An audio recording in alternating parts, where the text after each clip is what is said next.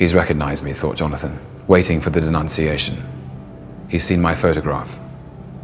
Listened to my description. In a minute, he'll stop smiling. I'm Dickie Roper, a lazy voice announced as the hand closed round Jonathan's and briefly owned it. My chap's booked some rooms here. Rather a lot of them. How'd you do? Belgravia slur, the proletarian accent of the vastly rich. They had entered each other's private space. How very good to see you, Mr. Roper, Jonathan murmured. English voice to English voice. Welcome back, sir. And poor you, what a perfectly ghastly journey you must have had. Wasn't it rather heroic to venture aloft at all? No one else has, I can tell you. My name's Pine. I'm the night manager. He's heard of me, he thought, waiting. Freddie Hamid told him my name. What's old Meister up to these days? Roper asked, his eyes slipping away to the beautiful woman. She was at the newsstand, helping herself to fashion magazines. Her bracelets kept falling over her hand, while with the other she continually pushed back her hair. Tucked up with his Ovaltine and a book, is he? Hope it's a book, must say. Jeds, how you doing, darling? Adores magazines. Addict. Hate the things myself. It took Jonathan a moment to realize that Jeds was the woman. Not Jed, a single man, but Jeds, a single woman, in all her varieties. Her chestnut head turned far enough to let them see her smile. It was puckish and good-humored. I'm just fine, darling, she said bravely, as if she were recovering from a knock. Herr Meister is unavoidably tied up tonight, I'm afraid, sir, said Jonathan, but he does enormously look forward to seeing you in the morning when you're rested. You English, Pine. Sound it. To the courser. Wise man. The pale gaze wanders away again, this time to the reception desk, where the camel hair coat is filling in forms for Fräulein Eberhardt.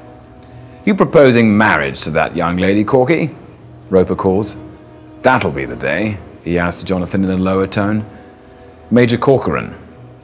My assistant, he confides with innuendo. Nearly there, Chief, Corky drawls and lifts a camel hair arm.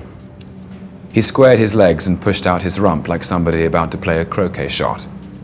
And there's a tilt to his haunches that by nature or intent suggests a certain femininity. A heap of passports lies at his elbow. Only got a copy of a few names, God's sake, not a 50-page contract, Corks.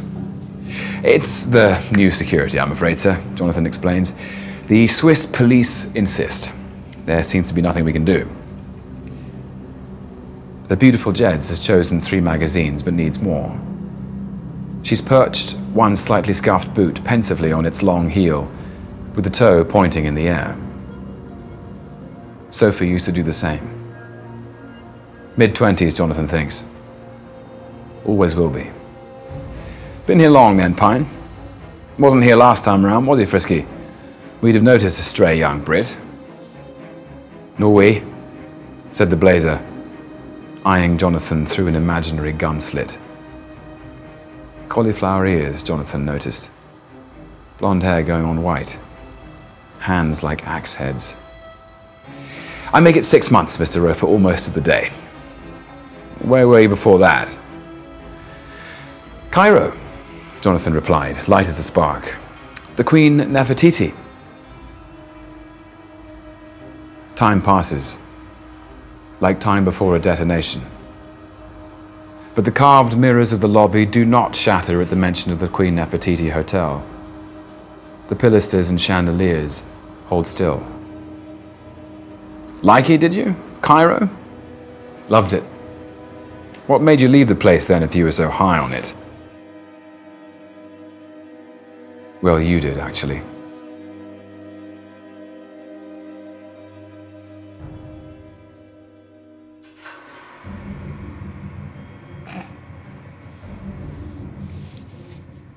Thou nature art my goddess. To thy law my services are bound.